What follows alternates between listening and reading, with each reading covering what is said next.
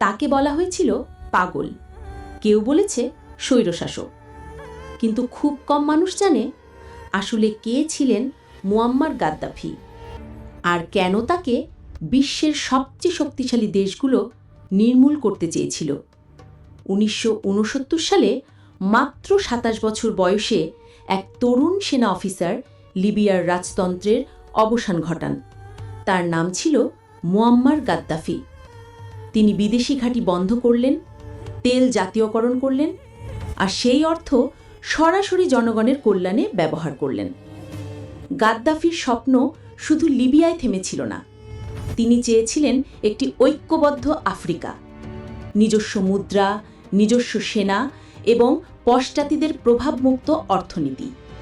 তিনি প্রস্তাব করেছিলেন একটি সোনার ভিত্তিক মুদ্রা, গোল্ড ডিনার, যা ডলার বা ইউরোকে সরাসরি চ্যালেঞ্জ করত। 2011 সালে আরব বসন্তের ঢেউ লিবিয়ায় আঘাত হানে। তার বিরুদ্ধে বিক্ষোভ শুরু হতেই ন্যাটো মানবিক হস্তক্ষেপ নামে বোমাবর্ষণ শুরু করে। পরে ফাঁস হওয়া হিলারি ক্লিন্টনের ইমেল বলেছিল, গাদ্দাফির সোনার মুদ্রা পরিকল্পনা ছিল পশ্চাতিদের জন্য সরাসরি হুমকি। তিনি পালাতে চেয়েছিলেন, কিন্তু ন্যাটো তার গাড়িবহরে বোমা ফেলে। বিদ্রোহীরা তাকে ধরে নির্মমভাবে হত্যা করে, বিচার ছাড়াই।